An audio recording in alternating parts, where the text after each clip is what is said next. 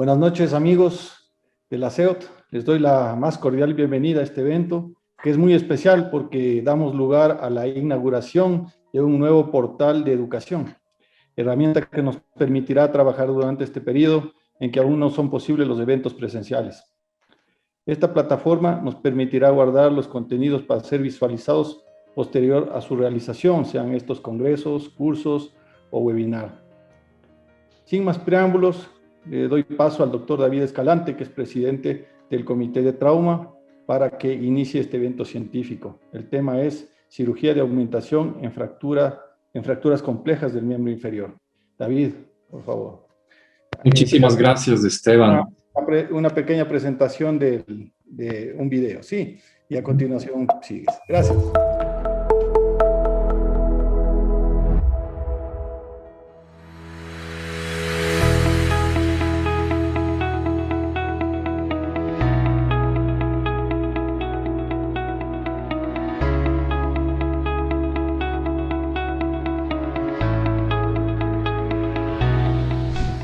Estimados amigos, les envío un saludo cordial a nombre de la CEOT. La situación actual derivada de la pandemia ha cambiado en todos los aspectos de nuestras actividades. Todo nuestro trabajo se ha tenido que adaptar a estas circunstancias y hemos tenido que aprender sobre la marcha. Por otro lado, en estos primeros meses nos hemos tratado de reorganizar, implementando una nueva plataforma de educación virtual que nos facilitará nuestras actividades en esa modalidad. Este año además creemos que será un año de transición en que los cursos y congresos se realizarán bajo la modalidad virtual, pero podemos iniciar la actividad presencial con talleres con un número reducido de participantes. Todos los eventos serán difundidos por las diferentes redes sociales de la CEOT y quedarán grabados en nuestra nueva plataforma de educación, lo que permitirá que nuestros socios puedan acceder a los cursos y congresos a los cuales que por alguna razón o alguna circunstancia no pudieron estar presentes. Esperamos la participación activa y apoyo de nuestros socios. Ahora más que nunca los necesitamos. Un gran abrazo a todos y todos hacemos la CEOT.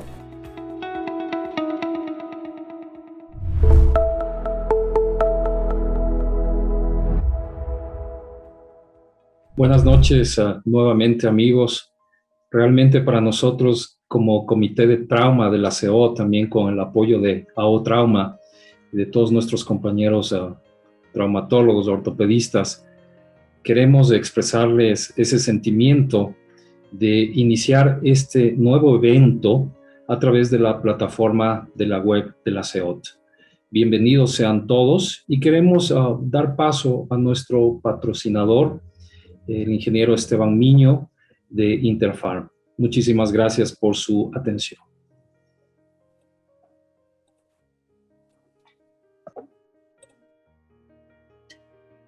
Gracias, doctor David. Muy buenas noches con todos. Es para Interpharm un gusto seguir apoyando la capacitación científica de todos los médicos traumatólogos del país. Cuenten con nosotros siempre. Y de parte de las marcas Umbramil y Relmex NF, quisiera agradecer esta enorme oportunidad de ser el primer laboratorio que colabora con la plataforma de capacitación continua de la CEOT. Estoy seguro que será un éxito y será de mucha utilidad para todos ustedes y es un privilegio ser el primer laboratorio que apoya en este tipo de charlas.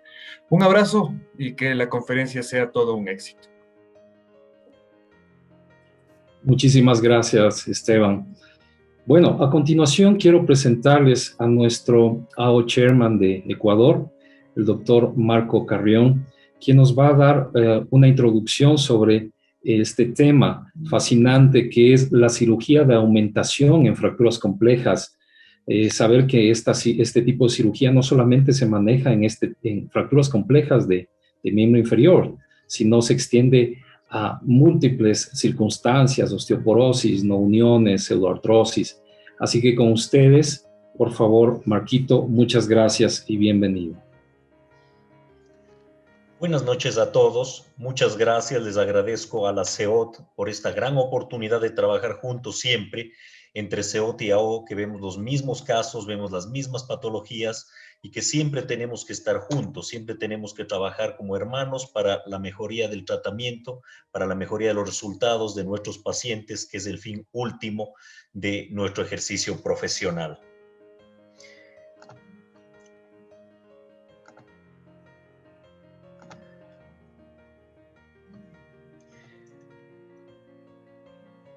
No sé si tengo imagen ya. Sí, doctor. Perfecto. Perfectamente. Bueno. Agradezco también la presencia del doctor Miguel Triana, un colega muy reconocido a nivel mundial que nos visita desde España, y agradezco también porque allá son alrededor de las 3 de la mañana. Entonces, muchas gracias, Miguel, por estar presente y por colaborar con nuestro país. Un gusto, Marco. Primeramente yo voy a hablar sobre la introducción y Miguel entonces va a presentarnos más casos sobre la parte mecánica de este tema. En realidad yo trabajo como traumatólogo en la ciudad de Cuenca. Actualmente tengo el honor, gracias a ustedes, de ser el chairman de O Ecuador, siempre a las órdenes para cualquier cosa que necesiten. Por favor, escríbanme, estamos a las órdenes. No tengo ningún conflicto de intereses con el contenido de esta presentación. Para comenzar, ¿qué es aumentación? Es una palabra medio extraña que en parte viene derivada del inglés. La palabra aumentación en español se usa retóricamente como para decir algo que sube, algo que aumenta. Y en inglés significa lo mismo. También es hacer algo más grande en tamaño o en cantidad. Entonces no sabemos si es una palabra que en realidad que está bien dicha o no, porque aumento es la palabra más utilizada, o refuerzo, pero se está implementando como un término ya en nuestro idioma. ¿Cuál es su definición? Yo la quisiera definir como es añadir técnicas o procedimientos adicionales para mejorar las condiciones biológicas y o mecánicas en el tratamiento de una fractura compleja. Es decir, tenemos que entender que aumentar no es solamente poner 2 implantes, sino es un concepto que va mucho más allá. Es combinar una serie de técnicas y métodos para poder mejorar el tratamiento. ¿Cuándo es que necesitamos hacer esto? ¿Cuándo reforzar o aumentar una fractura? Cuando existen factores del paciente, factores del hueso o factores de la lesión que nos indican que va a haber un mayor riesgo de un fallo en nuestro tratamiento. Entonces la definición es muy amplia y queda al criterio de cada especialista que está tratando un caso. Tenemos factores del paciente. Como todos conocemos, la edad aumenta el riesgo del fallo de una fractura, ya sea por la osteoporosis o por otras condiciones asociadas. Por ejemplo, el estado nutricional. Pacientes con obesidad o desnutrición están en mayor riesgo. La edad avanzada también se acompaña de otras enfermedades. Por ejemplo, diabetes, demencia, neuropatía. Un paciente demente no va a entender que debe proteger su fractura de la carga. Un paciente con neuropatía no lo va a sentir. Un paciente diabético es un paciente en mayor riesgo de complicaciones. Son pacientes en los cuales se puede considerar hacer un refuerzo adicional a esta fractura. Por ejemplo, la desnutrición.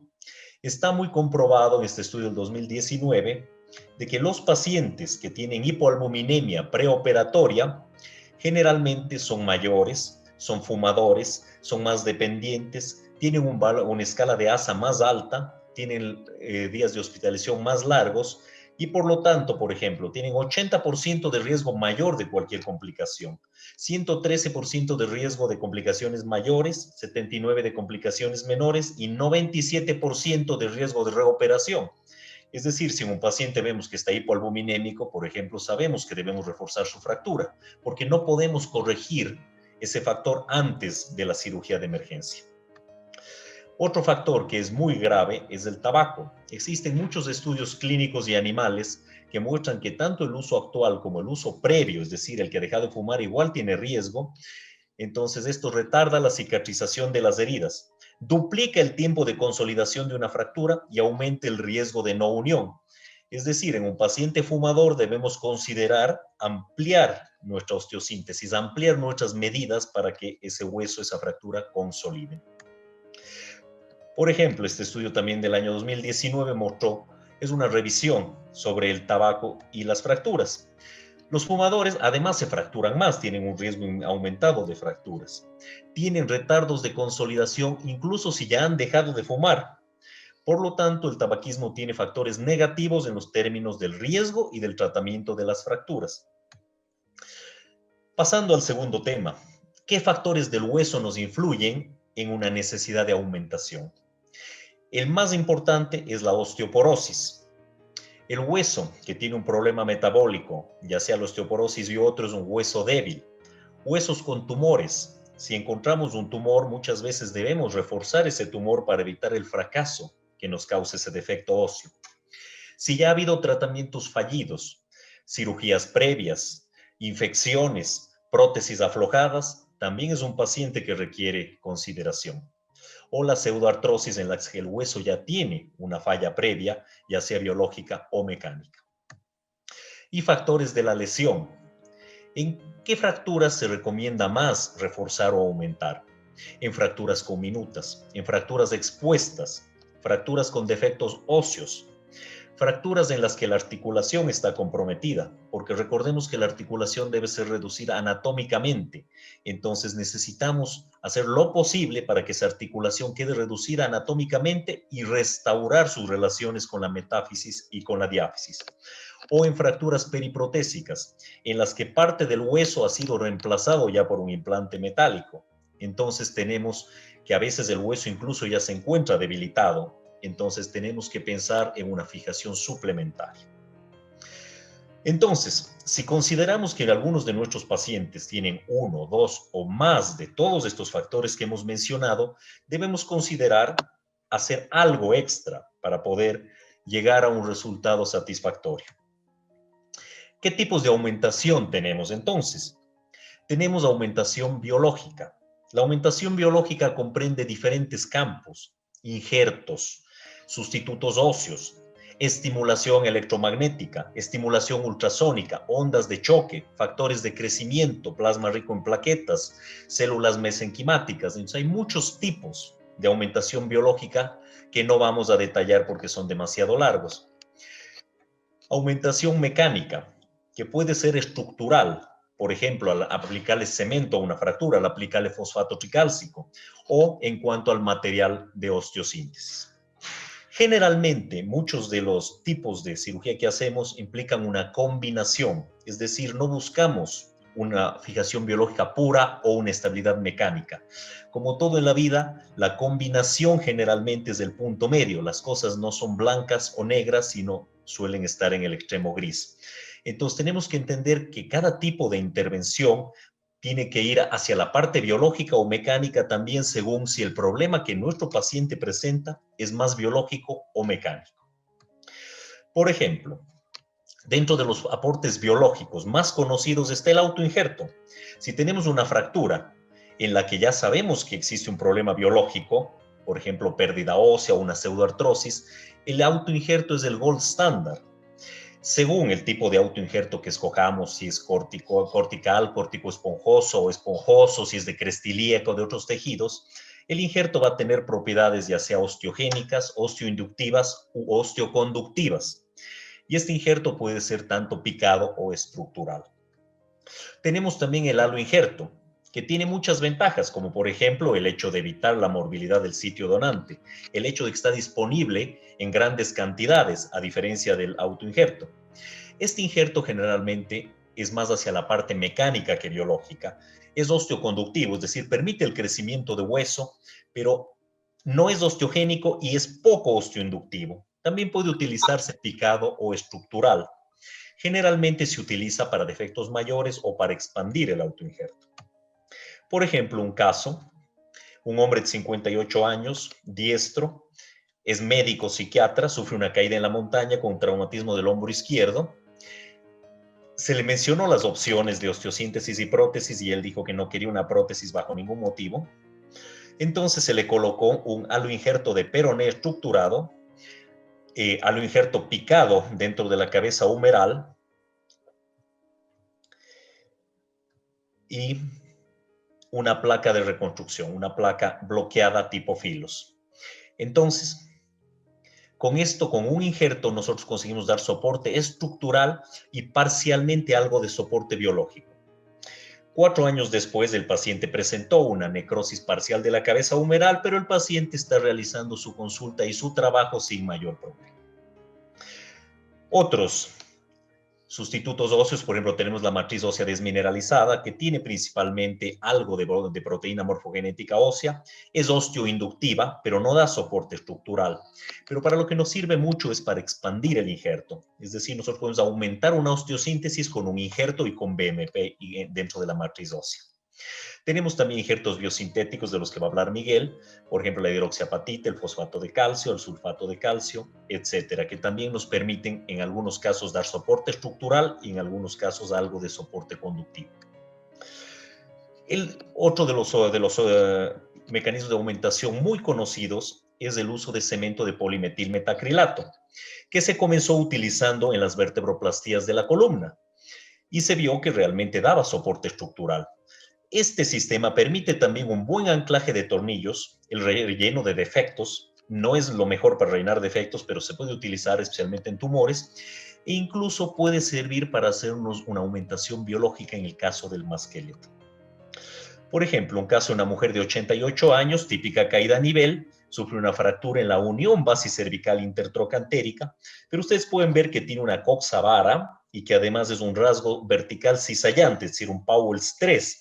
Entonces, es una paciente con osteoporosis, con su edad y con una fractura que puede fallar muy fácilmente. Entonces, una opción sería una artroplastía, pero si uno decide hacer una osteosíntesis, se puede utilizar un TFN en el cual, a través del tornillo avanzado, se puede colocar cemento dentro de la cabeza femoral y con eso a los 3 meses ya vemos formación de callos sin pérdida de la reducción. Por ejemplo, un hombre de 18 años, albañil, que sufrió un accidente de tránsito. En realidad, fue atrapado entre 2 vehículos su pierna y sufrió una fractura expuesta a grado 3B. Podemos ver el defecto óseo, es decir, eso nos causa un grave problema. Entonces, lo que se le realizó fue una técnica de Masquelet, se le colocó cemento y después se le colocó autoinjerto de cresta ilíaca. Después de 10 años, el paciente se encuentra trabajando prácticamente un 90% su normal, con un puente óseo adecuado y con la estabilidad que le da su clavo intramedular en ambos huesos. Pasando ya, en cambio, a lo que son el uso de implantes múltiples, que es lo que también Miguel nos va a hablar, generalmente uno puede reforzar la fijación en forma mecánica. Por ejemplo, en caso de hueso osteoporótico, en caso de defectos óseos, fracturas comminutas o pacientes en los que esperamos un tiempo de consolidación prolongado por cualquiera de los factores que mencionamos, es muy práctico realizar una doble implantación, por ejemplo, placa-placa, placa-clavo, para poder con esto garantizarnos una estabilidad y poder darle al cuerpo más tiempo para poder cicatrizar. Esto se viene haciendo desde hace muchos años. Aquí está un caso que operé hace más o menos 15 o 16 años. Es una paciente obesa, no me sale, debe estar bloqueada la radiografía de la descripción del caso, pero es una paciente obesa que tenía alrededor de 60 años, esa prótesis se la revisaron unos 7 años antes, y sufrió una caída a nivel con esta fractura a nivel de la rodilla. Entonces, una fractura también en un hueso muy osteoporótico con un alto riesgo. En ese tiempo todavía no había la placa bloqueada. Aquí ven el perfil de la paciente, una paciente ligeramente gordita. Entonces le realizó, por ejemplo, una aumentación con una placa Dol-Miles medial que ayudaba a proteger el colapso medial de esta fractura. Y a los 6 meses la paciente podía ya caminar prácticamente con el uso de un solo bastón. El bastón está al lado, ahí se alcanza a ver la puntita, pero utilizaba un bastón. No caminaba sin bastón, por si acaso. Aquí tenemos otros casos. En la placa bloqueada, por ejemplo, es una mujer de 47 años que también se cayó haciendo actividades con su perro, sufrió un trauma en la rodilla izquierda, una fractura de platillos tibiales, que podemos ver es Schasker 5-6, es decir, existe un compromiso de ambos platillos con una dudosa disociación metafisio-diaficiaria, en la que se realizó una osteosíntesis, pero si ustedes ven, a los 3 meses existe un pequeño colapso del lado medial. Entonces, por ejemplo, en estos casos, hoy por hoy generalmente siempre ponemos una placa de soporte medial que soporte eso, además de la placa bloqueada principal lateral. En virtud del tiempo, quiero concluir que en las fracturas complejas siempre se puede combinar técnicas. podemos combinar diferentes técnicas mecánicas y biológicas. Como les repito, aumentación no significa usar 2 implantes, sino abrir la mente y combinar 2 técnicas que pueden ser de cualquier tipo. Para esto, necesitamos determinar si el problema es mecánico y o biológico y aplicar técnicas que respeten la mecánica y o la biología. Y además aplicar cada técnica respetando sus principios. Por ejemplo, el cuidado de las partes blandas, la estabilidad adecuada, la movilización precoz del paciente y de su extremidad. Muchas gracias. Muchísimas gracias, Marquito, por tu presentación. A continuación, queremos pasar con el doctor Miguel Triana. Él es el presidente de la Sociedad Colombiana de Trauma y además un AO Faculty Internacional de muchísimos años de experiencia, el equivalente a lo que sería Gavino, nuestro gran amigo acá en el Ecuador. Muchísimas gracias por tu esfuerzo, Miguel. Estás en España y pues son un poco más de las 3 de la mañana, así que gracias nuevamente y seguimos contigo. Bueno, buenas noches, David. Muchas gracias a ti, a todo el comité directivo de la Sociedad Ecuatoriana de Traumatología y a Marquitos Carrión por la invitación. Ustedes saben que los llevo aquí en el corazón y pues he tenido la oportunidad de estar allá presencialmente cuando no hay pandemia. Ahorita por la situación pues ya estamos acostumbrándonos y los felicito por el lanzamiento de esta nueva plataforma que es muy útil para la educación. Nosotros en Colombia la lanzamos también hace unos meses por la Sociedad Colombiana de Ortopedia, de la cual soy el presidente del capítulo de trauma, y es muy útil y creo que es una herramienta en la cual ya nos tenemos que ver enfrentados los profesores, los docentes, que antes hacíamos todo presencial, pero pues desafortunadamente, como mencionaba, por la situación actual del mundo, tenemos que fortalecer estas herramientas y tenemos que ayudarnos y compartir el conocimiento como sea, y lo estamos haciendo a partir de estas plataformas. Y quiero felicitarlos realmente y en serio muchas gracias por la invitación. Voy a entrar al tema, entonces voy a compartir pantalla y me confirman por favor si me ven en la pantalla. Perfecto, doctor, ya es visible. Perfecto. Y pues como todo tenemos 15 minutos, Marquitos los tuvo muy bien. Entonces, aquí están los sitios donde estoy trabajando ahorita aquí en España en un hospital en Cataluña, el Hospital de Olot. Estos son mis otros 3 hospitales donde estuve en Colombia por 22 años. He participado en AO en la parte de residentes en el Task Force, hice un fellow en Francia de trauma en el 2004 en Marsella, en el Hospital Nov con el profesor Poitou. Luego en el 2013 hice un trauma de investigación en el Instituto en el área donde hemos hecho varias publicaciones, ahora les mostraré una muy interesante que no es mía, pero está allí. Y soy el delegado de AO Trauma en Colombia y como les mencioné, el presidente de la SOCOT ahora en Colombia, que es la Sociedad Colombiana de Trauma. Ahí está mi correo por si alguien necesita alguna cosa, estoy disponible para todos. Estos son mis conflictos de interés que pueden estar de pronto en esta presentación. Y ya como lo dijo Marcos, definir la aumentación ya lo dio muy bien la explicación que él quiere dar. Y más que todo lo vemos en hueso osteoporótico y en esta presentación les voy a mostrar algunos errores que podemos evitar. Y como lo vemos, pues esto es muy útil para que el hueso osteoporótico, que es un hueso que es de muy mala calidad, como ustedes saben, a veces tenemos fracturas periimplantes, que cada vez lo vemos más, fracturas periprotésicas, y lo más triste es pacientes que se fracturan una vez la cadera, una vez el radio, otra vez la columna y no hacemos nada también por tratar ese hueso. Hay técnicas e implantes para mejorar esto y vamos a hablar algo de evidencia que tenemos en miembro inferior. Entonces, por ejemplo, ustedes ven esta fractura y uno dice, bueno, muy bien, está estabilizada con este implante que utilizamos hace unos años allí en Colombia, el de HHS, que parecía que era la maravilla por la hoja helicoidal y que daba una mejor sujeción al hueso, pero aquí hay errores. Miren aquí cómo está rota la cortical lateral, el trocánter mayor está suelto, esto se colapsó. Y sorpresa intraoperatorio, aquí no tenemos la radiografía lateral, miren cómo está la hoja penetrada a la cabeza. Entonces nos viene a la cabeza, hombre, y le decimos a la familia, ¿será que esto fue una mala escogencia del implante? ¿Es por la osteoporosis severa del paciente? ¿O fue porque se hizo una mala técnica quirúrgica? Entonces recuerden que a veces el TAD sigue siendo importante para estos implantes, igual que para los clavos cefalomedulares. Y aquí ven otro ejemplo, una fractura una 31A2 donde hay conminución de la cortical posteromedial y miren cómo se coloca un clavo, un TFN muy bien puesto, aunque esta hoja se ve un poco subcondral, y sorpresa, hace un cutting in, que es la migración dentro de la articulación de un clavo que está supuestamente bloqueado acá y hace un telescopaje, pero igual se colapsa la fractura, probablemente el paciente tiene una mala calidad ósea y esto pareciera que había tenido un buen TAD desde el principio. Y, por ejemplo, aquí los japoneses evidencian esto, casos donde, esto está publicado en el 2011, hay penetración de las hojas y este paciente muchas veces toca hacer una resección de su cabeza femoral y pasarlo a una prótesis para solucionar el problema, o algunos casos de salvamento como les mostraré ahora. O casos tan severos como este, hace 11 años publicado en el Journal of Trauma, de una migración intraabdominal de una hoja de un gama, de un tornillo, que por fortuna no le hizo ningún daño a ninguna víscera abdominal de esta paciente.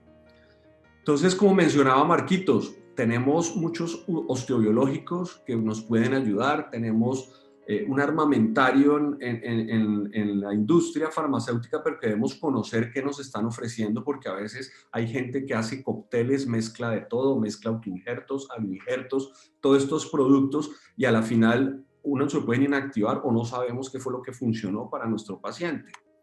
Entonces es importante que todos estos coadyuvantes, bien sea el autoinjerto de cresta, bien sea los injertos del banco, nos van a permitir dar una osteoconducción, una osteoinducción, que esto, osteoconducción es soporte, es estructura, como lo mencionó Marcos, y la inducción es lo que va a estimular la formación del hueso. Y las matrices desmineralizadas, hay gente que las usa para dar soporte y resulta que esto no, porque vienen en chips y es un hueso esponjoso que no da resistencia. Si necesitamos soporte, necesitamos de pronto usar un injerto o un injerto tricortical o un scaffold, que es una estructura como les voy a mostrar ahora. Y estudios clínicos como esto del 2005, por ejemplo, en platillos tibiales, donde comparan si es bueno colocar algún tipo de estos productos sólidos o dejar esto vacío, o ponerle cresta, es demostrar cómo esto puede evitar el colapso, y hay estudios serios donde, como mostró muy bien, ese húmero con el peroné dentro da muy buena estabilidad y puede ayudar en pacientes para hacer cirugías de salvamento. El profesor Janudis ya desde el 2006 habla de la fijación en hueso osteoporótico, y si uno revisa la literatura encuentra muchos artículos de todo esto, pero les voy a hablar un poco más adelante de lo que estamos haciendo en fracturas intertrocantéricas, por ejemplo. Y como mencionábamos ahora, hay cementos absorbibles como son los fosfatos de calcio, que se pueden endurecer, que se pueden perforar, se reabsorben lentamente. Había uno en el mercado que era el Norian, que lo retiraron, pero hay otros de otras compañías donde todavía persisten. El problema de todos estos cementos es que muchas veces o tardan mucho en absorberse o nunca se absorben, o algunos, como los sulfatos tricálcicos, tienen los problemas de que hay drenaje y los pacientes pueden dar una sensación de infección, y nos angustiamos porque no sabemos si ese drenaje es porque hay realmente una infección, y muchas veces por son los sulfatos tricálcicos. Entonces aquí ejemplos donde incluso se ve casi como si fuera cemento, metilmetacrilato, que antes se usaba, pero ustedes saben que el metilmetacrilato quema el hueso, no se absorbe y pues da un buen agarre, pero sobre todo lo usan nuestros colegas oncólogos para la fijación y para casos oncológicos. Entonces esto que es el osteoconductor, que es armar un andamiaje, yo uso mucho uno de estos que es de una empresa allí del Medtronic, que viene en cubos, cuñas, cilindros, y yo ya pasé por todos estos, y lo que hago ahora es que tomo este cubo, lo corto y lo tallo a lo que yo quiera, y les voy a mostrar algo, que esto tiene un cortical de un 30%, lo que hace que es biológico y tiene contenido cadavérico, y tiene este otro porcentaje de 70% que es un polivinilglicol, y esto se absorbe al año. Esto es una microscopía electrónica donde evidencia que sí se absorbe.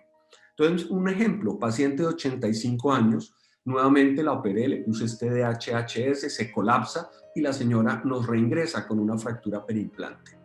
Entonces aquí viene la pregunta, ¿qué hacemos? ¿Esto estará consolidado? ¿Cambiamos esto por una placa más larga? ¿Revisamos, retiramos todo, la pasamos a una prótesis de revisión o algo? Entonces, ¿qué hacemos? Pues para salvar esto decidimos retirar la hoja y cortamos este sustituto en pequeños bloques, y donde iba la hoja lo rellenamos el trayecto y luego colocamos un clavo largo donde colocamos una hoja nueva, donde el foco fracturario, que obviamente se retiró la placa, y con el fresado para el clavo largo, es lo necesario que necesita esta paciente. Y miren cómo al cabo de 3 meses consolidan las 2 fracturas y se ve muy bien la proximal y logramos solucionar el problema. Otro caso, la radiografía no es la mejor, 83 años, fractura intertrocantérica inestable. Este paciente es cardiópata, hipertenso, diabético y es llevado a cirugía en mi hospital por uno de mis alumnos, ex residente, con otro residente, y hacen un clavo cefalomedular donde ustedes dicen está muy bien, el TAD aparentemente, no hay una lateral, pero ellos dicen que en el intensificador y la fluoroscopia la hoja estaba perfectamente posicionada, y este paciente 2 meses más tarde me llega a la consulta con un dolor en su cadera. Y miren que le pasa casi lo que mostré en el artículo de los japoneses, una migración intraarticular de la hoja. Este paciente con todas estas comorbilidades, entonces viene, ¿qué le decimos a la familia? Vamos a retirar todo, lo vamos a llevar a una prótesis total con cemento.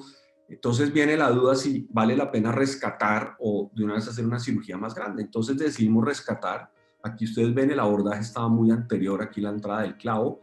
Intraoperatorio, ¿qué hacemos? Sacamos la hoja, como les mostré el caso de la paciente del DHHS, preservamos el mismo clavo, lo desbloqueamos distal y tomamos el injerto que les mostré, yo lo tallo en los bloquecitos, quito esta hoja y donde estaba la hoja metemos el injerto en todo el trayecto, el clavo lo hundimos un poco para que no quede en la misma altura donde estaba el otro, y ya haciendo esto procedemos a colocar nuestra nueva hoja un poco más corta y bloqueamos el clavo.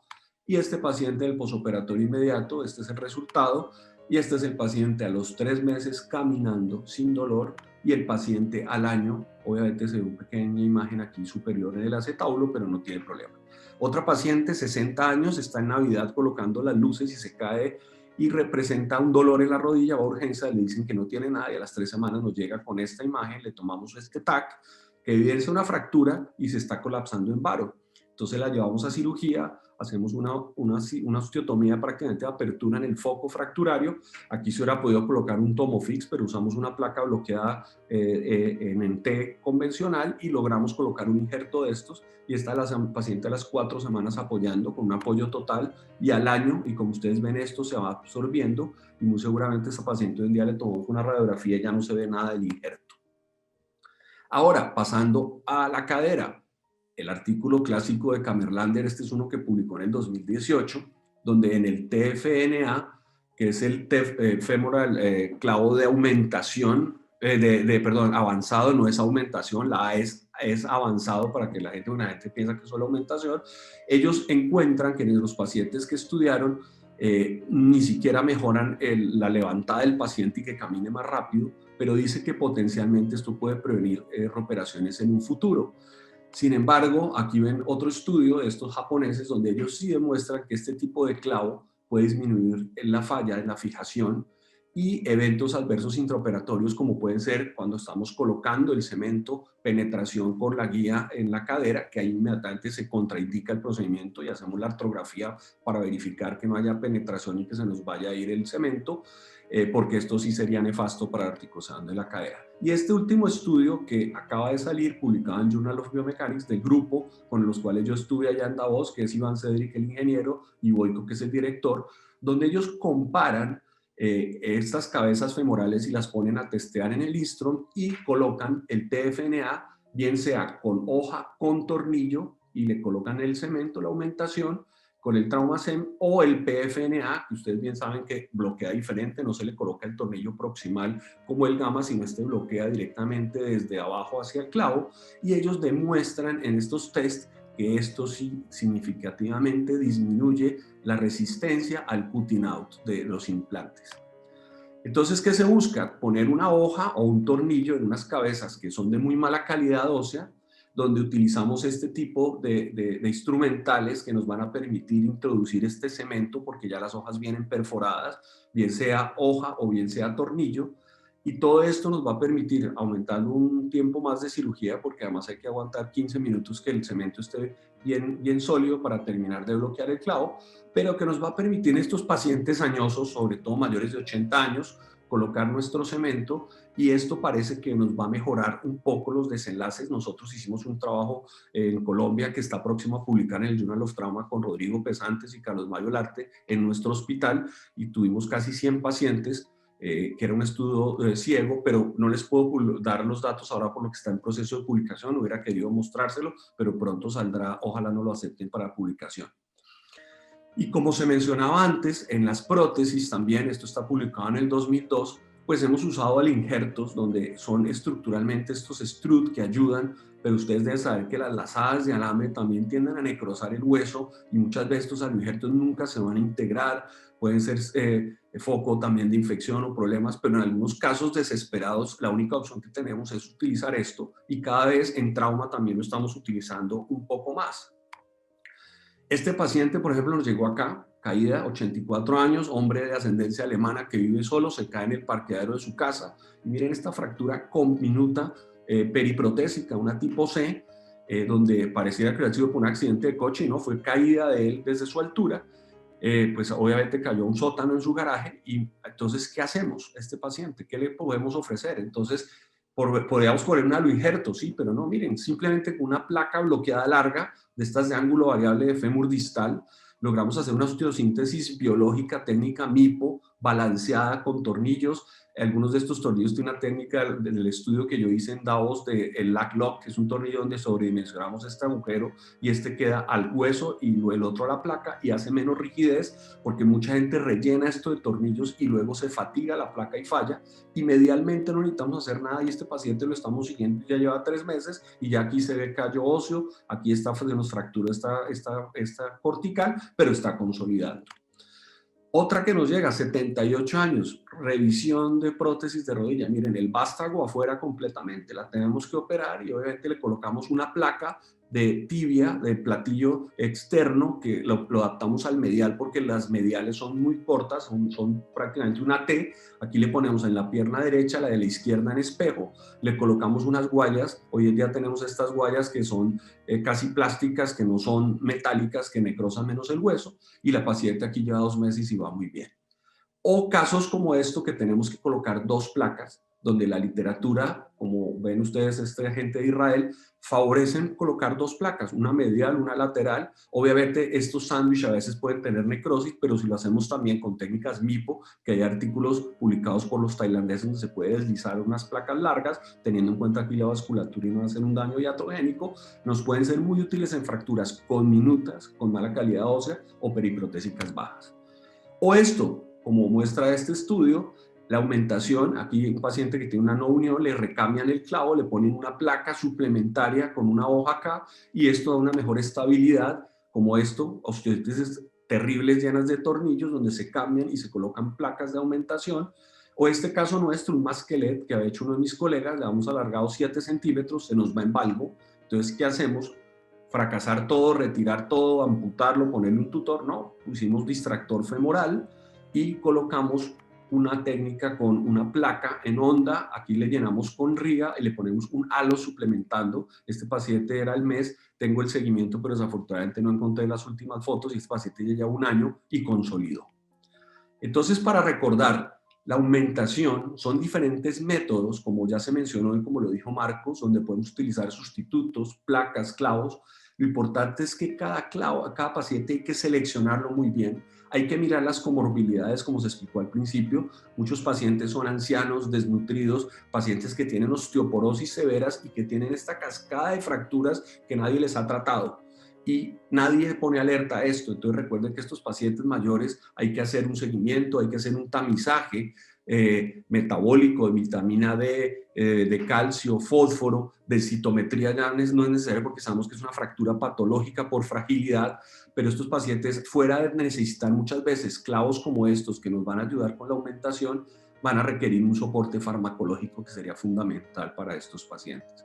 Entonces hay que recordar que tenemos un armamentario que si tuviéramos más tiempo podríamos mostrar más ejemplos, más casos, donde tenemos casos realmente complejos, donde tenemos que pasar de muchas técnicas y terminar poniendo muchos sustitutos de estos que son costosos para el sistema, pero lo importante es que sepamos que cada paciente es un mundo diferente y que debemos saber enfrentarlo. Les quiero dar las gracias. Es una foto en mi país, cerca de Bogotá, donde miren este paisaje, estaba lloviendo. Esto es aquí yendo a mi hospital ahorita en invierno con la nieve. Y esto es mi amigo Merchan, que pues lo quiero y le mando un gran abrazo si está en nuestra presentación. Y espero que próximamente nos podamos ver presencialmente y no virtualmente como estamos hasta ahora. Muchas gracias. Muchísimas gracias, Miguel, por tu conferencia.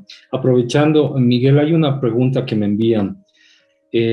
Parecería algo lógica, pero tiene razón. ¿Cómo diferenciar un implante que actúa con principio biomecánico de protección o neutralización de uno que lo hace como aumentación? A ver, lo que pasa es que normalmente nosotros en AO y los principios que hemos siempre planteado, debemos pensar si nuestra fractura requiere un método de estabilización absoluta o relativa. Como ustedes vieron allí, los clavos intramedulares nos van a dar una estabilidad relativa siempre. Y las placas las podemos usar, si son placas largas en puente, igual que un clavo, nos van a dar una estabilidad relativa. Entonces, si combinamos los dos, como están viendo ustedes allí, yo ya creo y estoy próximo a hacer una descripción de un artículo donde el profesor Perren nos describió estabilidad absoluta, estabilidad relativa, pero hay una estabilidad que se llama intermedia, que no es ni blanco ni negro, sino está más allí.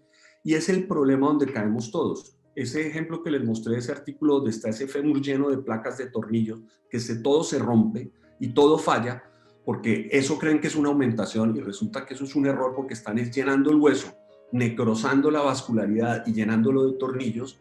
Eso sería una estabilidad absoluta y ahí no habría ninguna protección, sino es una necrosis del hueso. Entonces, la pregunta que nos están haciendo, si es más protección o si es una placa de estabilidad absoluta, para mí lo que estamos buscando son estabilidades relativas controladas, que es lo ideal. Por eso les decía, por ejemplo, estos pacientes con fracturas periprotésicas, hoy en día yo les coloco tornillos bloqueados con la técnica que describimos allá en Tavós, que es hacer un sobreagujuramiento de la cortical que va pegada a la placa, porque las placas bloqueadas normalmente son más resistentes y se diseñaron para el hueso osteoporótico, donde tienen anclaje en la placa, primer anclaje, segundo anclaje en la primera cortical y tercer anclaje en la cortical opuesta. O sea, tenemos 3 corticales allí. Yo lo que hago es que sobredimensiono la cortical que va pegada a la placa y dejo solo el tornillo anclado a la placa y a la otra cortical. Esto me permite hacer un micromovimiento cuando el paciente carga y también me permite hacer incluso compresión interfragmentaria de la fractura cuando hay trazos oblicuos, como en el caso allí que les mostré. Entonces, lo que tenemos que aprender es a pensar en que cada caso es diferente. Puede que haya un caso que necesite una placa que sea neutralización, aplicando los principios, pero generalmente en estos casos, y hoy en día está demostrado en el paciente osteoporótico, debemos colocar implantes largos que abarquen todo el fémur y lo protejan, y ahí se volverían, son placas de protección, por ejemplo, y son placas que no serían unas placas de neutralización, sino placas puentes, que son los principios que usamos en cirugía mínimamente invasiva. No sé si quedó claro el concepto o dije muchas cosas al tiempo, pero esa es mi teoría. No sé, Marquito, qué opine y ustedes también qué opinen al respecto. Bueno, correcto. Vamos a seguir con la presentación del caso. Precisamente tenemos al doctor Paul Freire, el vocal del Comité de Trauma de acá de la CEOT. Y precisamente vamos a seguir un poquito, algunas de las preguntas las seguiremos contestando conforme va pasando también este caso, que es muy, muy interesante realmente. Entonces tenemos la palabra, Paul, por favor.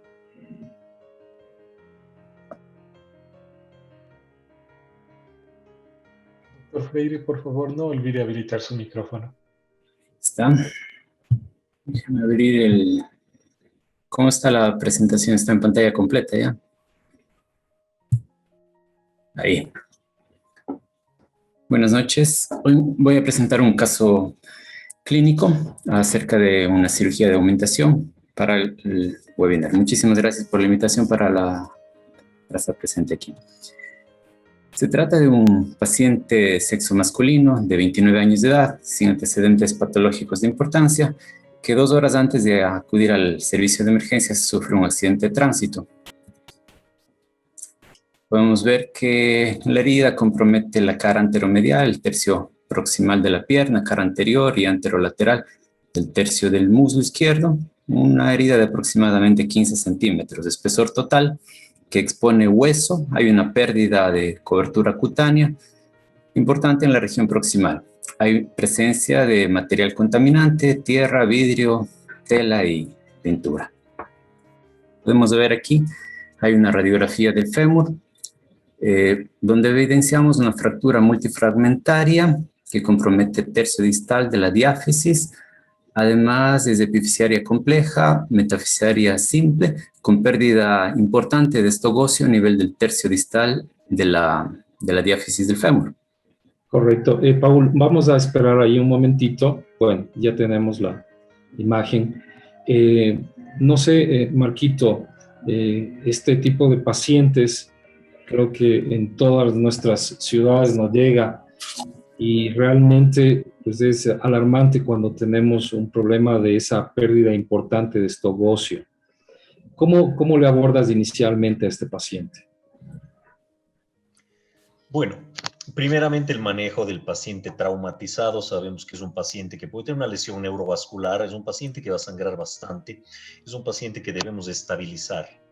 Asumo que no tiene otras lesiones asociadas, pero primeramente ver la parte neurovascular de este paciente, ver que no tenga una lesión arterial que requiera reparación.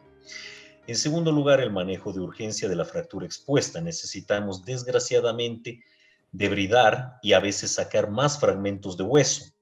Existen incluso estudios en los que han sacado los fragmentos de hueso, los han esterilizado y los han vuelto a poner con buenos resultados. Pero en este caso, si se guarda el hueso, se guardará aparte, no se lo guardará allí. Se necesita colocar un fijador externo para estabilizar provisionalmente en este paciente y aplicar lo que son antibióticos, profilaxis antitetánica para el manejo de emergencia. Correcto. Miguel, ¿alguna otra cosa que añadir del inicio del manejo? No, sí, de acuerdo. Es un trauma muy severo de la extremidad, donde normalmente nosotros aplicamos también la escala del MES, del Mangled Extremity Severity Score, que es una escala importante que predice también amputación en estos pacientes. Y de entrada le tomamos fotos, como ustedes bien hicieron, le decimos a la familia que es una extremidad que está muy severamente lesionada y que este paciente puede terminar en una amputación, bien sea aguda o tardía, porque estos pacientes son los que más adelante vamos a tener problemas, porque si se puede reconstruir y salvar la extremidad, pues es fantástico, pero este paciente va a quedar con secuelas muy seguramente neurológicas, secuelas de articulares de movilidad, de rigidez, etcétera, etcétera. Otra cosa importante, hacer el daño, control de daño local, como dice Marco, colocar fijadores externos transarticulares para hacer expandir y hacer una alineación de alineamiento de esta fractura. Y yo de entrada a estos pacientes les coloco de una vez cemento con antibiótico, bien sea en perlas, o les voy colocando un masquelet con el tubo de cemento adentro para ir evitando espacios muertos, y el cemento con antibiótico nos va ayudando a evitar la infección local, y además les coloco un bac con instilación para que esto vaya irrigando, vaya lavando también en la forma aguda. Lo otro importante es que lo primero que uno también debe pensar es en restaurar la superficie articular en el primer lavado. Entonces uno debe mirar si tiene la opción de colocar bien sea clavos o tornillos en la fractura en el momento de hacer el primer lavado. Obviamente este paciente hay que tener una arteriografía, hay que descartar una lesión vascular, hay que tener un TAC como planeamiento preoperatorio, y es un paciente que va a tener problemas, pero si lo logramos enfrentar y que no tenga una lesión vascular o un síndrome compartimental en curso, es un paciente que puede tener un pronóstico de salvamento. Ok, continuamos, Paul. Ya, perfecto. Bueno, en esta imagen tomográfica de reconstrucción podemos ver la complejidad de los diferentes trazos de la fractura, ¿no es cierto? Vemos también la gran pérdida del estogóceo, donde tenemos ya de por sí un doble problema, tanto mecánico como biológico, que hablábamos anteriormente. Vamos a la clasificación. Tenemos una fractura metafisiaria simple, epifisiaria compleja, que compromete también el tercio distal de la diáfisis, siendo complejo. Pasa a ser una 3.3, una C2.3 por la conminución. Además tenemos que es una expuesta grado 3A de Gustilo.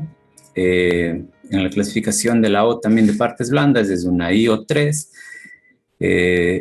NB3 solamente tenía complicado vasos, no tenía compromiso neurológico, el neurológico estaba intacto.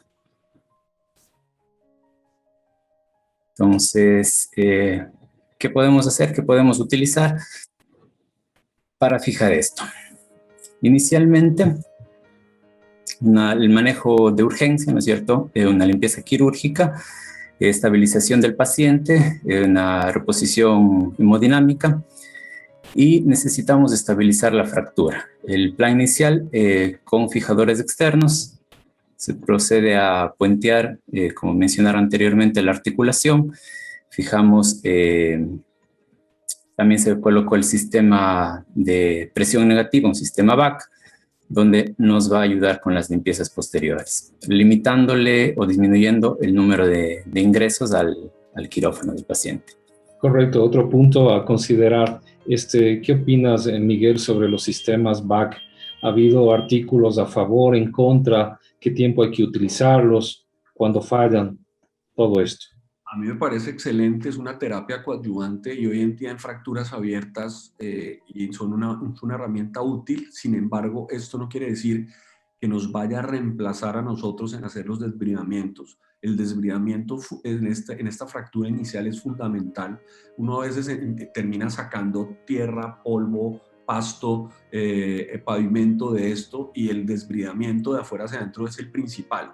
Obviamente la terapia de presión negativa puede tener una controversia en el primer lavado porque la gente tiene miedo de que si uno coloca una presión y coloca los apósitos estériles, estos transparentes, puede aumentar la presión alrededor y que puede generar un síndrome compartimental, pero no está contraindicado. Incluso en fasciotomías lo colocamos. Y esto hoy en día con el de instilación, que es el más moderno, es una maravilla porque te permite incluso instilar a través del sistema antibióticos locales, que lo hemos usado. Y esto, como decía Paul, disminuye los ingresos a quirófano del paciente, permite que granule, permite que esté aislado, y la presión negativa está demostrada que aumenta factores locales como interleuquinas, disminuye las bacterias de un 10 a la 8 a un 10 a la 3, y si estamos instilando, solo la instilación también ayuda a matar las bacterias. Entonces es una herramienta que es costosa, pero que en el momento agudo, si lo tenemos, es útil, y después incluso para el cierre podemos utilizar estas terapias que ayudan a granular. Yo he tenido pacientes que a veces necesitan colgajos y terminamos solo colocando injertos de piel, y acuérdense que los cirujanos plásticos muchas veces no están ahí para darnos la mano.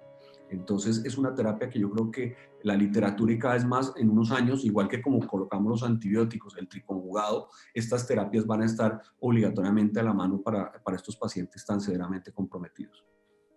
Marquito, respecto del armaje del fijador externo, ¿qué te parece? Bueno, también del VAC sí quería comentar. Yo también he usado como Miguel el VAC ya desde hace 20 años, cuando se llamaba SAC, antes de VAC, y realmente sus indicaciones se van delimitando mucho más. Hemos visto un gran abuso de VACs. En general, yo prefiero utilizarlo, por ejemplo, en fracturas 3B, en el que hay déficit de cobertura cutánea, pero en todos los pacientes en los que se puede conseguir una cobertura primaria, 1, 2 o 3A, yo prefiero no utilizar el VAC, porque sí, también el tejido de granulación que se produce a veces no es de la misma calidad. Y recordemos que también el VAC no debe estar en contacto con hueso, con tendones, con nervio o con implantes, porque eso produce infección sobreañadida. Además del VAC, se recomienda que no debería utilizarse más de 7 días. Es una medida temporal para nosotros poder hacer ya la cobertura definitiva de alguna forma. Esas recomendaciones. En cuanto al fijador, a mí, por ejemplo, las púas del fémur me gustan un poco más separadas en cuanto a la distancia que tienen las dos púas proximales, porque están demasiado cerca, como a 6 centímetros, entonces tenemos un brazo de palanca muy corto que sujeta toda la extremidad. Veo que se apoyaron en una púa a la parte del macizo condilio, que es esa púa desde el lateral. Yo tal vez no hubiera puesto esa, si no hubiera puesto las púas del fémur realmente, una cerca de la fractura a unos 2 o 3 centímetros, otra lo más alta posible para ampliarlos. En la tibia me parece que están súper bien, es la única modificación que hubiera hecho, y quizá yo no hubiera puesto ninguna púa al macizo condilio, pero sí un bloque de cemento o perlas, que eso nos ayuda. Hay un trabajo clásico de Ostern que hace más de 15 o 20 años nos mostró que las perlas en las fracturas después de grado 3 ayudan a disminuir, y lo mismo es un espaciador de cemento. Correcto. Paul, continuamos con el caso. Seguimos, muchas gracias. Bueno, tenemos las radiografías posquirúrgicas. Se logró el objetivo, que es estabilizar la fractura, mantener la distracción, evitar un compromiso mayor de lo que podría ocasionar lesiones neurovasculares a nivel femoral. Ahora tenemos ya estabilizado. ¿Qué es lo que podemos hacer? ¿Qué implante podemos utilizar? Correcto. Bueno, eso es interesante, ¿no? Precisamente a propósito de esa imagen. ¿Qué te parece, Miguel? ¿Qué crees que le ves como futuro ese tipo de implante? Sí, ahí lo mostré en los artículos de mi presentación, donde muchas veces tenemos que usar, y el caso que les mostré del Masquelet, donde teníamos el clavo intramedular y lo suplementé con la placa bloqueada. Esto es una ayuda muy importante porque estamos haciendo una fijación extramedular e intramedular. Obviamente, hay primero que descartar que este paciente no esté infectado, ni que tampoco vaya a tener una necrosis ósea severa o fractura, o la fractura distal del fémur vaya a ser una necrosis avascular de los cóndilos, porque si no todo esto va a fracasar. Ponemos una fijación muy rígida y si se colapsa todo el sistema, obviamente esto va a ir mal. Entonces, primero tenemos que ver la preservación del hueso, hacer una cirugía inicial de salvamento y como dicen los americanos,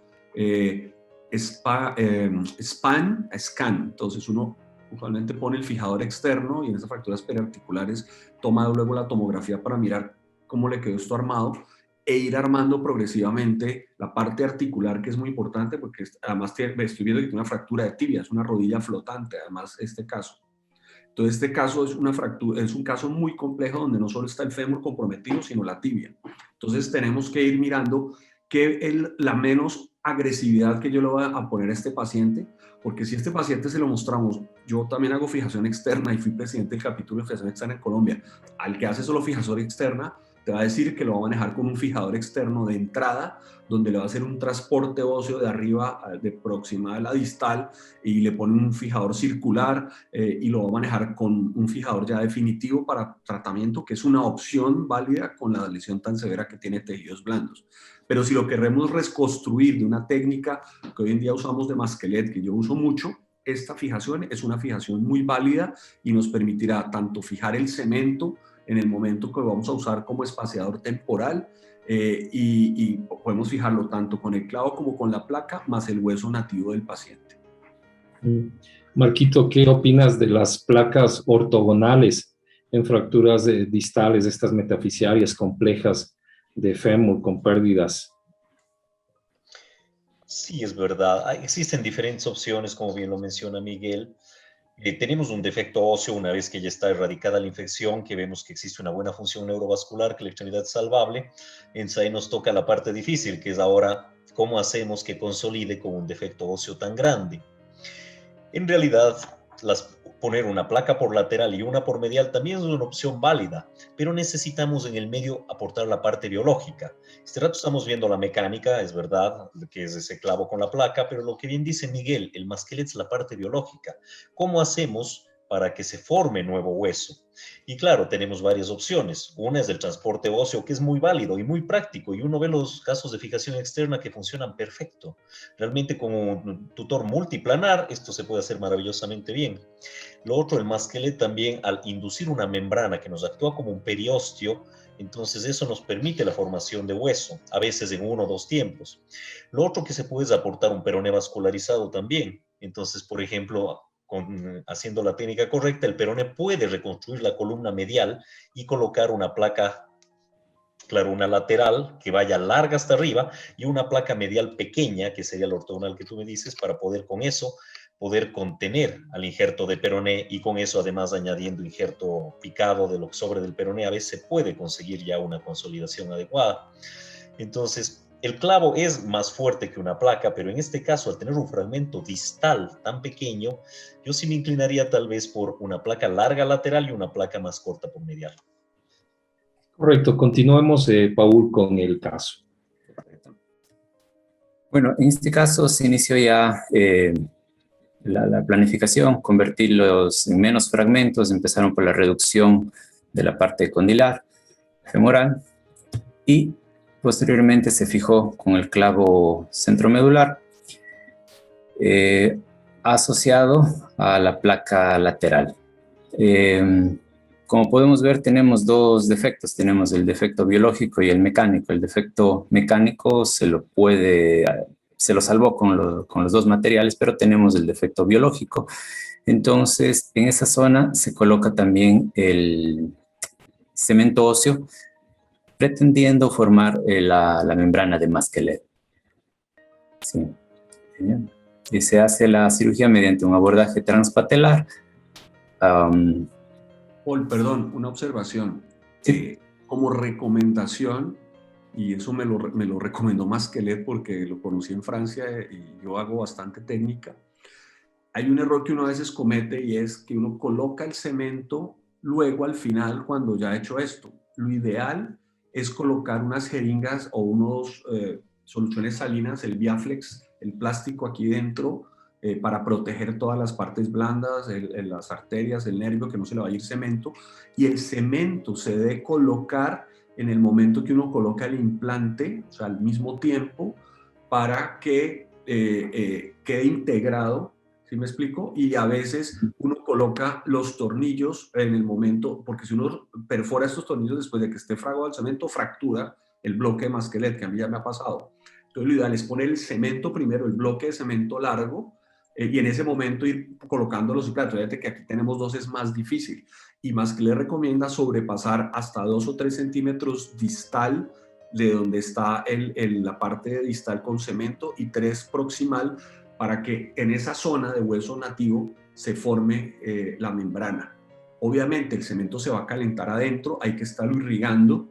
Nosotros le aplicamos hoy en día azul de metileno, que nos permite diferenciarlo. Esto lo conocí por la doctora Collins de Estados Unidos, que se lo recomendó a uno de mis residentes que estuvo haciendo fellow con ella. Y si tú le aplicas un poco de azul de metileno, ese cemento ya queda con un tono azul violáceo, que en el momento de entrar a hacer la segunda fase del Masquelet, uno lo identifica y lo diferencia del hueso normal para en el momento de retirarlo y romper y fracturar este bloque de cemento e injertar. Y ahí en esa segunda fase es cuando colocamos orría del paciente tomado de su propio fémur, colocamos halos como el extrude que les mostré, colocamos sustitutos, etcétera, y la membrana va a ser mucho más viva y mucho mejor, porque a veces incluso cuando yo empecé a hacer el Masquelet, yo en la mesa fragaba el cemento en las jeringas de estas de irrigación, rompía la jeringa y metía el bloque allá adentro y me funcionaba a veces, pero en los extremos es donde más zona vital va a quedar, porque es donde más se forman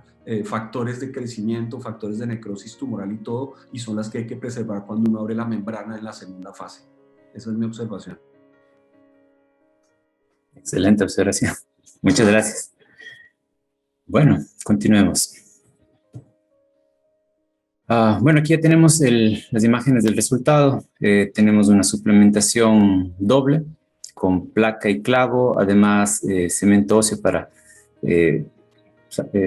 para llenar el defecto óseo grande que habíamos tenido. Se ha logrado complementar diferentes principios biológicos con diferentes implantes. Los principios que hemos utilizado, pues tenemos aquí casi todos, ¿no es cierto? Compresión en la zona distal, protección, una placa de neutralización, también tirante, tenemos una tirante de sostén y el tutor que utilizamos inicialmente, y el clavo también hace una parte de efecto de tutor. A ver.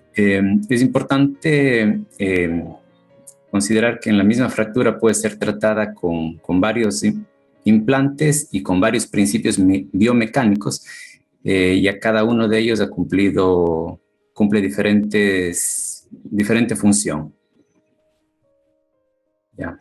Debemos tomar en cuenta que al reconstruir un defecto óseo es un reto muy importante. Podemos utilizar un injerto directo, pero la limitación del injerto directo es que máximo podemos utilizar 5 centímetros, siempre y cuando estemos ya libres de infección. Claro que hay casos en que ya se ha reportado injertos, hay estudios hasta de 14 centímetros. Necesitamos, o con este caso ya hemos mejorado las condiciones biológicas y mecánicas de la fractura. La aumentación representa una de las alternativas a las técnicas tradicionales de reconstrucción, como la osteogénesis por distracción, con los tutorajes monoplanares o multiplanares. Listo. Créditos del caso, cortesía del doctor Paulo Zumárraga. Muchísimas gracias, Paul. Muchas gracias. ¿Podrías ponerle la imagen final de la radiográfica, esa precisamente? Sí me gustaría, exacto. ¿Qué opinas, Marquito, de la resolución del caso? Bueno, es un procedimiento intermedio el que está realizado para tratar de formar la membrana. Un par de acotaciones en esto. Yo hubiera preferido una placa más larga que se ancle en hueso proximal, porque si no la placa está anclada al cemento, y es verdad que está anclada al clavo, pero sí es mejor, o sea, que la placa sea lo más larga posible. Además, como lo menciona Miguel, bueno, hay que tener cierto cuidado al preparar el cemento.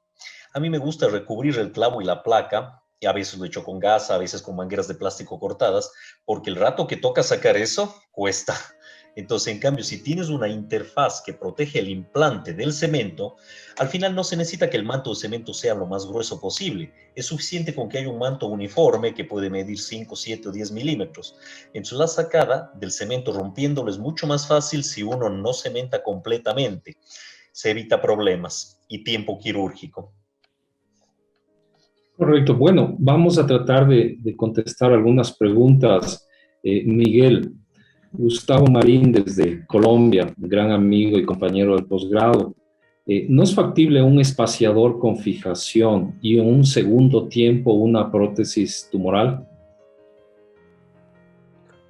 Claro, incluso hemos hecho y está descrito, yo tengo un caso o dos casos que hemos hecho donde ponemos fijador circular y ponemos un fijador que va al fémur proximal y ponemos el cemento también con espaciador y hacemos un masquelet con espaciador y luego retiramos este cemento y vamos haciendo el transporte de proximal a distal. Se puede hacer. Endoprótesis también se puede hacer en casos tan severos. Si este paciente, un ejemplo, se necrosara el hueso, si se infecta, ya el problema es que pensar en hacer una endoprótesis ya le da a uno más miedo de ir a meter un implante tan grande de estas endomodel. Pero hoy en día en trauma, si este paciente, por ejemplo, tuviera más años, si fuera un paciente osteoporótico añoso, es la discusión que siempre tenemos entre la gente que hace prótesis y la que hace solo trauma. Nosotros ya nos estamos inclinando más a recon, a hacer reconstrucción, y yo por lo menos aquí donde estoy ahora, estoy haciendo muchas prótesis, ahora de rodilla, de cadera y prótesis de revisión. Entonces, si uno maneja estos dos campos, puede que se pueda atrever luego hacer una endoprótesis en un caso de estos si le fracasa. Pero tal como lo hizo Pablo, que somos amigos y hemos discutido muchas cosas de masquelet y a él le gusta y a mí también me encanta, creo que esta fijación temporal para este caso está bien. Incluso si esto va bien, luego a veces se decía que tocaba dejar 8 semanas el espaciador, ahora vamos en 12, y entre más tiempo en defectos largos de hueso, para que esto funcione mejor, la membrana se madure más, hay que dejarlo más tiempo. Y cuando se entre a romper ese cemento donde está la placa fijando proximal, puede que esta misma placa ya no sirva y toque cambiarla por una más larga, que es lo que dice Marco, y yo también hubiera preferido colocar una más larga que hubiera llegado hasta el hueso sano, para tener un mejor anclaje más proximal y esa misma placa me sirva para luego injertar este paciente. Y este paciente muy seguramente le vamos a tener que colocar RIA, le vamos a tener que mezclar también un poco de banco de ultramolido, banco de huesos y probablemente algún tipo de sustituto. Yo les estoy poniendo a veces incluso proteína morfogenética que está aprobada es para tibia, pero en fémur también me ha funcionado.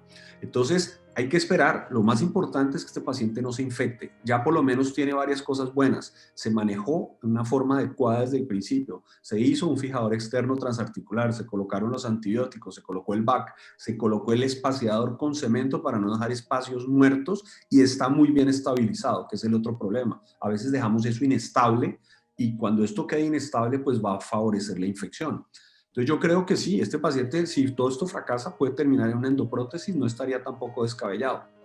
Además, el mecanismo extensor también, este paciente probablemente va a tener problemas para flexoextensión. Hay unos que también tienen una rótula asociada, la tibia abajo no sé qué pasó finalmente, pero es un caso bastante complejo y que si se salva, pues puede que sea una buena opción para este paciente. Y hablando de los principios, ya para terminar, se hizo una estabilidad absoluta en la parte articular con los tornillos, que lo logramos, una estabilidad relativa con esta placa que está un poco corta, pero pues está más entre relativa y absoluta, y una relativa con el clavo, que a veces también, si no fuera tan compleja el fémur distal, uno hubiera podido poner un clavo retrógrado, pero el anterógrado con esta fijación que le dieron probablemente está ayudando. Medialmente no le pusieron una placa y esto hubiera aumentado también el riesgo de necrosis ósea porque ya queda este hueso lleno de implantes y la circulación la estamos sacrificando por mecánica, que es lo otro que no podemos hacer. Bueno, correcto. Hay otra pregunta también. ¿Qué fijas primero, el fémur o la tibia, Marquito? Bueno, obviamente depende de la complejidad de la fractura. En este caso, yo hubiera fijado la tibia, bueno, al comienzo no sabíamos que la tibia era flotante y de hecho no la veo fijada todavía en esta radiografía, o sea que la rodilla era flotante, pero hubiera hecho primero todo el tratamiento al fémur, el fijador transarticular tal cual se puso bien, y mientras esperaba ya hubiera metido un clavo en la tibia. Mientras esperaba el asunto de comprobar en esa semana que no haya infección, ya hubiera intentado fijar la tibia y en una segunda instancia hacer ya el tratamiento del masquelete en el fémur. Ok, aparentemente la tibia es del otro lado, de acuerdo a lo que me comenta acá del caso. Bueno, correcto, no nos habían comentado. Queremos pasar en este momento, sí vamos a tratar de contestar el resto de sus preguntas, pero para ver la presentación de la doctora Gabriela, si puedes ya compartir tu pantalla, Gaby, bienvenida. Gaby Ramos es la secretaria del Comité de Trauma de la CEOT y nos va a dar un poquito de lo que son el tema de complicaciones respecto a la bibliografía, una charla muy pequeña, y luego vamos a seguir contestando algunas de las preguntas.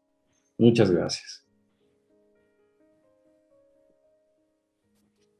Doctora, buenas noches. Por favor, habilite su micrófono.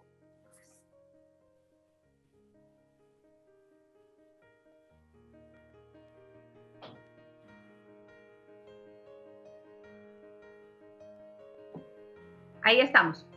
Perfecto, la escucho. Muy gentil. Todos estamos listos. Vamos a conversar sobre las complicaciones en el alargamiento de los miembros inferiores. Como ya hablamos, en sí que es una dificultad, es un enredo, es todo lo que no queremos que pase. Y para que no pase una complicación, ¿qué es lo que tenemos que hacer? Tenemos que siempre planificar lo que vamos a hacer. Pero ¿cómo empezó este tema de los alargamientos? Alrededor de 1905, Codivilla comenzó a hablarnos de la osteogénesis con distracción que producía un crecimiento óseo controlado. En 1932, Abbott habló del crecimiento controlado, pero contracción y contratracción.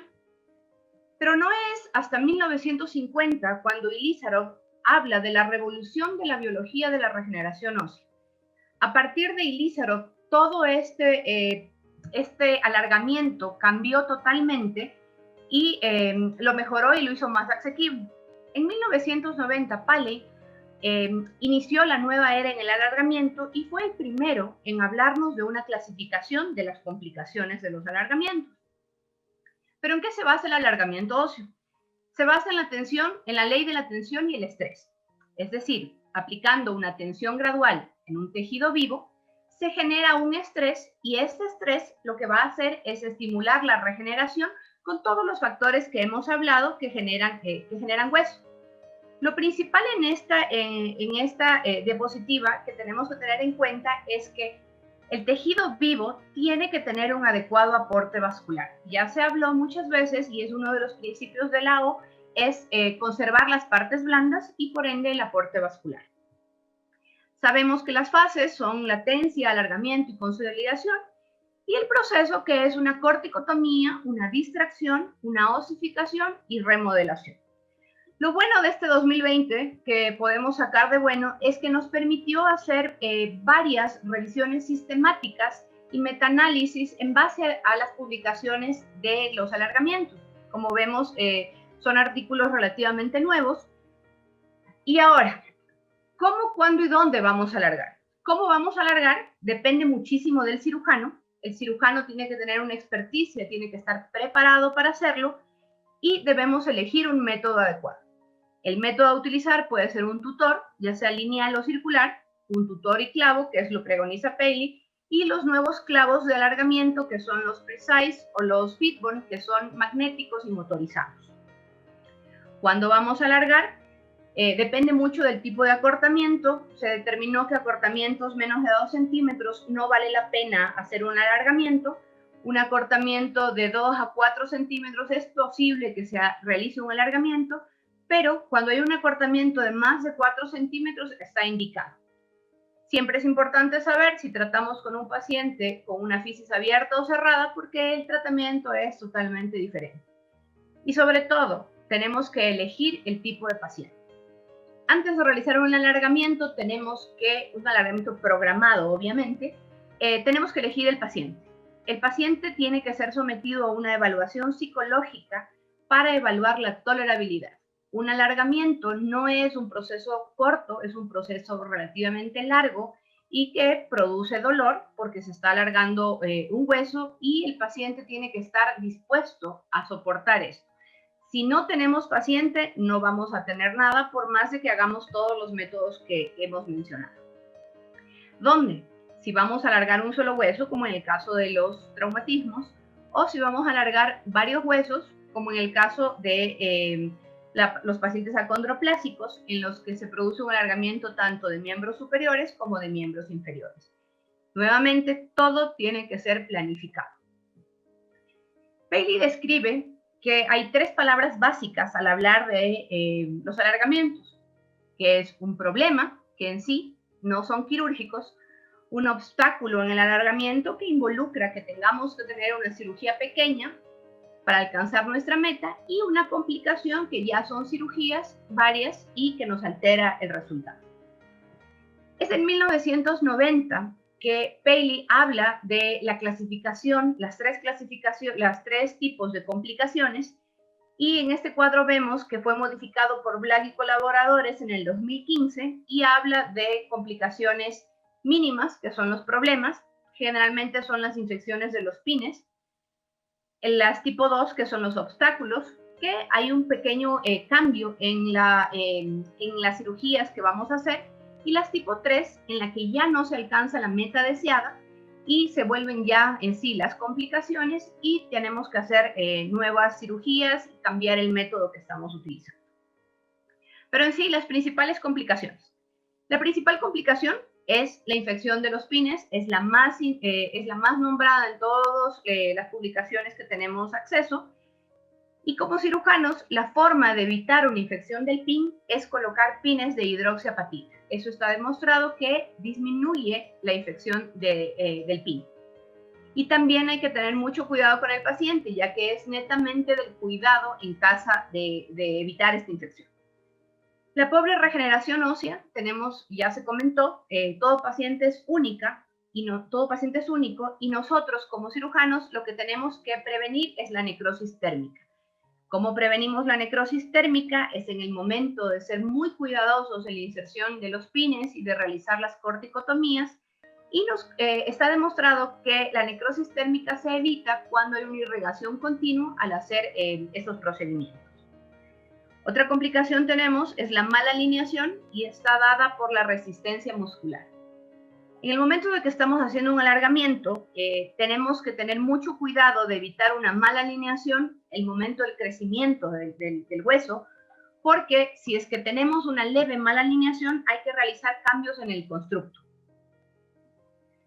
Otra complicación es la consolidación prematura, en el que tenemos que tener en cuenta cuando el paciente nos indica que ya no le duele. Sabemos que el alargamiento continuo produce disconfort, produce una sensación de dolor, y cuando el paciente nos dice que ya no duele, tenemos que tener mucho cuidado porque tendríamos que realizar una nueva corticotomía para que siga el alargamiento. Otra complicación detallada es la falla en el implante, en el que se determinó con los nuevos clavos endomedulares, ya sea el Fitbone o el Precis, que estos clavos comienzan a deformarse, y una deformidad en el clavo y una deformidad en el nuevo hueso va a ser susceptible de fractura. La principal complicación que nosotros tenemos que tener en cuenta como cirujanos es evitar una deformidad iatrogénica, y es la única que netamente depende del cirujano, que está determinada por una mala localización de la osteotomía, que debemos saber que las osteotomías tienen que ser a nivel de las metáfisis, que es el hueso que produce y que permite un crecimiento adecuado, una mal rotación inadvertida cuando uno de los extremos o la localización del implante está con una mal rotación, y sobre todo evitar una mala colocación. En este caso, la mala colocación depende de si es que va a utilizarse un tutor externo tipo Ilizarov, tiene que ser colocado adecuadamente, o los clavos tienen que tener el ancho adecuado.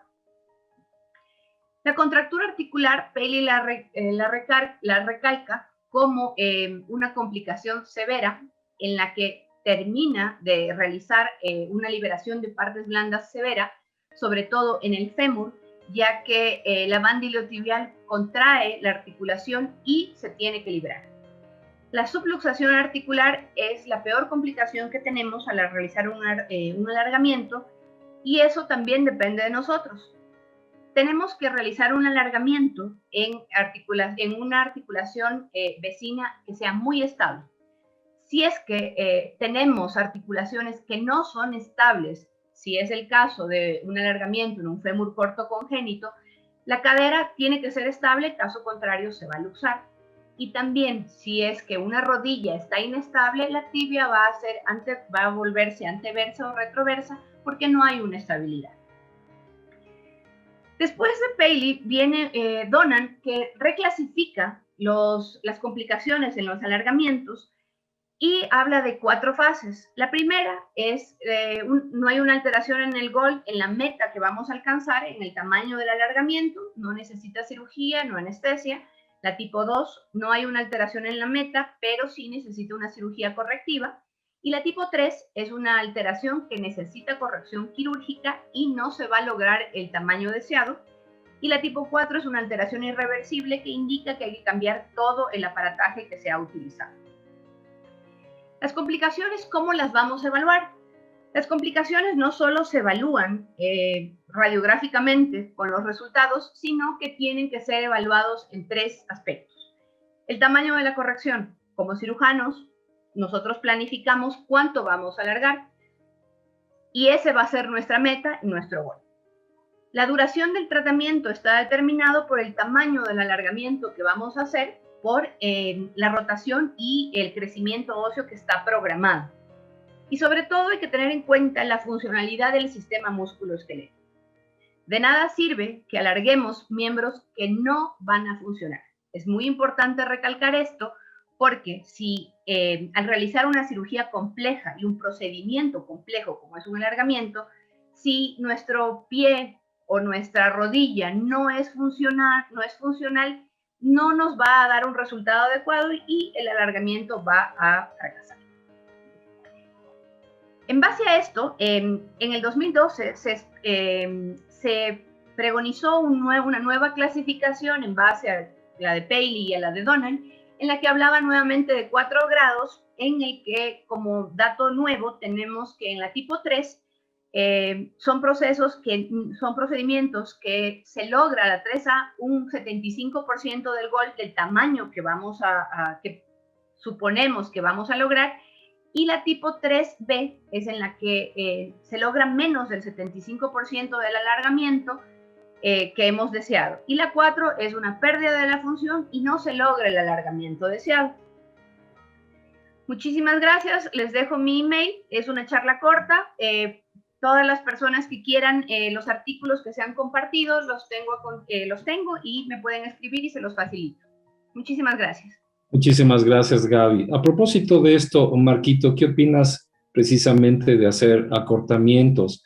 En número, pues, obviamente se hace muchísimo, pero parece que en este tipo de fracturas en fémur, en tibia, el médico siempre pretende igualar las dos extremidades. ¿Qué opinas de este asunto? Bueno, muchas gracias. Sí, en realidad lo que hay que determinar es el grado de discrepancia de longitud de las extremidades. Como bien dicen, un húmero acortar un 10% de la longitud del hueso no nos trae problemas, pero en un fémur de 40 centímetros acortar 4 centímetros sí trae un problema de desbalance de la marcha, una sobrecarga de las articulaciones y de la columna. Entonces, si la diferencia de longitud obviamente es de 1 centímetro o menos, no se hace nada. Si está en el margen que mencionó Gaby, generalmente 2, 3 centímetros, hacer un alargamiento no justifica. Entonces al paciente yo sí le he propuesto, en algunos casos sí lo he hecho, de acortar la extremidad sana. Es un poco difícil de aceptar, es verdad, hay rechazo porque el paciente te dice, o sea, arrégleme la que está dañada, no me dañe la otra. Y si llega a complicarse, si por algo tienes un retardo de consolidación, una infección o algo, el paciente no lo va a ver con buen grado. Y ya para defectos largos, si te faltan 6, 7 centímetros, no tiene mayor sentido, claro, intentar acortarlo, porque el paciente va a ir bajando mucho su estatura y eso también le va a afectar hasta psicológicamente. Entonces el acortamiento yo lo realizo en casos puntuales en el que la extremidad que quedó más corta no tenga otra patología que sea solucionable y que el defecto sea generalmente alrededor de 2 o 3 centímetros. Perfecto. Respecto a lo que es el manejo de las mini placas, las 2.4 o 2.7, Miguel, ¿con qué frecuencia las utilizas en esas fracturas, por ejemplo, del cuello femoral o esas fracturas distales de tibia? Como cirugía de aumentación, por ejemplo, unos tornillos canulados y además una mini placa.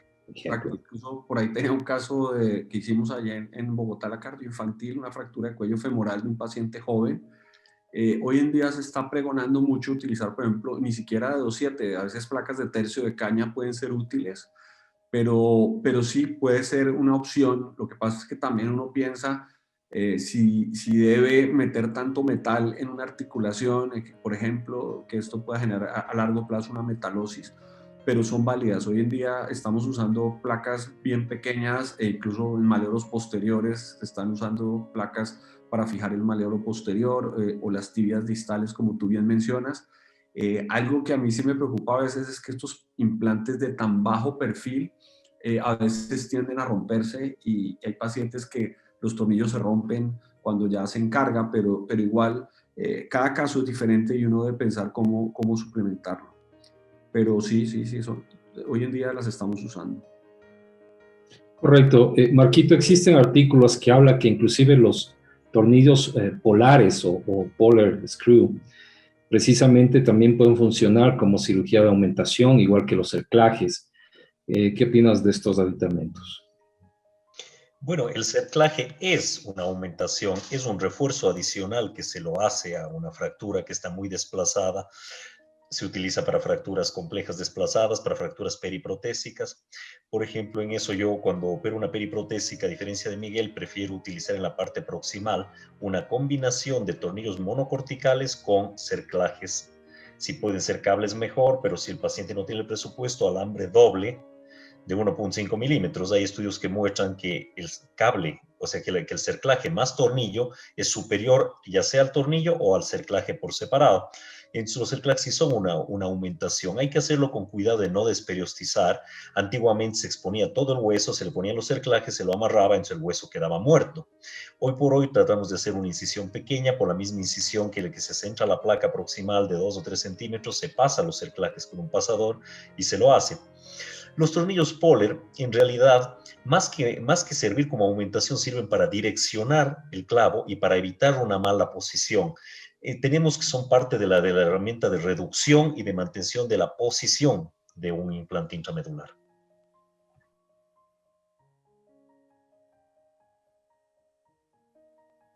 Muchísimas gracias.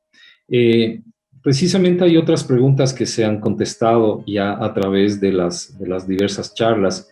Yo quiero, a nombre del Comité de Trauma de la CEOT, agradecer primero al inmenso auditorio que tenemos de varios países. Muchísimas gracias. Igual esta conferencia pueden volver a verla, se retransmitirá en nuestras plataformas, tanto de YouTube, así como la plataforma de la CEOT. Quiero agradecer inmensamente y dar Miguel, si quieres, un último mensaje, ese clásico mensaje para llevar a casa de lo que es esta cirugía de aumentación. Sí, voy a dar dos mensajes. Uno, que como lo dije al final de mi charla, es una cirugía en la cual debemos tener entrenamiento, debemos tener conocimiento, y lo otro importante, independientemente de esta cirugía cualquiera, tenemos que tener paciente. Y como la doctora lo decía, bien sea que hagan un transporte óseo, bien sea que uno haga una cirugía de aumentación, y estos pacientes con estas lesiones tan severas, hay que advertirle al paciente que uno a veces está haciendo un salvamento y que este paciente puede terminar bien sea en una amputación, o puede terminar en una prótesis, o puede terminar en otro desenlace, pero hay que tener paciente y seguir el paciente, porque si tú empiezas a hacer un transporte y el paciente se te pierde, eso se vuelve una catástrofe. Igual, si hacemos un masquelet y el paciente se nos pierde, que a veces se nos pierde, o lo cambian de hospital, la siguiente persona que haga el procedimiento no va a saber lo que se hizo y puede que no vaya bien. Y hay pacientes que yo también les advierto que a veces los tengo que reoperar y hacer incluso remasquelets, porque mucha gente hoy sataniza el masquelet, dice que es una técnica que no sirve. Lo que pasa es que a veces no sabemos, hay truquillos como lo que les conté del cemento, que no lo hacemos adecuadamente, que dañamos la membrana, que no lo injertamos en el momento que es. Entonces hay cosas que hay que explicarle muy claramente al paciente desde el principio. Lo otro que quiero, voy a compartir un momentito pantalla, quiero hacer una cuña, porque la Sociedad de Trauma, vamos a hacer nuestro congreso de trauma ahora en julio. Les voy a mostrar el afiche, pero espérate porque ahora se me perdió el compartir pantalla. Dame un segundito, perdón. Es el 8 al 10 de julio, va a ser en la plataforma virtual de la SCOT, porque pues íbamos a hacerlo presencial, pero pues ustedes saben que por la pandemia no fue posible. Espérate porque no, he perdido el compartir pantalla aquí en Zoom. ¿La doctora ya dejó de compartir la pantalla? Sí. Porque puede ser. Sí, efectivamente, doctor. Usted la podría compartir ahora mismo. Acabo de encontrar compartir pantalla y aquí está. Aquí está. Este es el curso que va a ser del 8 al 10 de julio en la plataforma virtual de la Sociedad Colombiana de Ortopedia. También si quieren mandar trabajos, hasta el 7 de mayo hay plazo. Y tenemos el apoyo de IOTA Internacional, que hoy en día con TED Mi Clau y con la sociedad que hemos hecho de actuar estamos trabajando bastante en esto. Vamos a tener participación de IOTA Brasil, que tienen Sociedad de Trauma, y IOTA Argentina también. Y los temas van a ser, vamos a tener 3 módulos. Uno va a ser el enfoque hacia el COVID, sobre la pandemia en trauma, cómo nos ha ido. Lo otro son las fracturas, cómo se las hemos tratado durante la pandemia. Y el otro módulo son las secuelas de los pacientes que nos van a llegar hoy en día, que hay pacientes que no podemos operar, pacientes que no consultan rápidamente. Entonces quiero también participarles de este curso para los que estén interesados. Ahí está la dirección de la sociedad y ustedes conocen la Sociedad Colombiana de Ortopedia. Muchas gracias. Ya dejo de compartir pantalla. Y finalmente, pues de nuevo el agradecimiento a ustedes por tenerme en cuenta para estar con ustedes en este primer evento, que ojalá sean muchos más, y les deseo el mejor éxito. Quiero también dar gracias a Santiago por su excelente esfuerzo y a todo el comité directivo por haber estado acá conmigo. Muchas gracias. Muchísimas gracias, Miguel. Marquito, tus recomendaciones de ese mensaje para llevar a casa respecto de cirugía de aumentación. Primero que nada, agradezco una vez más por esta oportunidad, sobre todo la presencia de Miguel, que ya son allá, casi amanece, pero está al pie del cañón nuestro amigo. Gracias a todos los panelistas y a todos los asistentes. En realidad, siempre en esto lo que hay que hacer es pensar fuera de la caja. Uno de mis profesores siempre decía, no te pongas límite en tus cirugías. O sea, mira casos, analiza artículos, ve qué más se puede hacer y el día menos pensado te enfrentarás con el caso en el que digas, esto adicional le pongo, para ponerle algo adicional. Entonces, simplemente continuemos con nuestra formación, tanto la CEOT como la O se basan en eso, en la formación continua, así que muchas gracias. Muchísimas gracias, Marquito, y a nombre de mi equipo de trabajo, de Paul, de Gaby y también de la CEOT, gracias, les damos las gracias a todos ustedes, amigos. Lastimosamente por el tiempo no pudimos contestar todas las preguntas, pero esta grabación podrán ustedes nuevamente volverlas a ver a través de la plataforma de la CEOT, www.ceotecuador.com. Una buena noche a todos y bendiciones, amigos. Que les vaya muy bien. Hasta luego. Gracias por todo.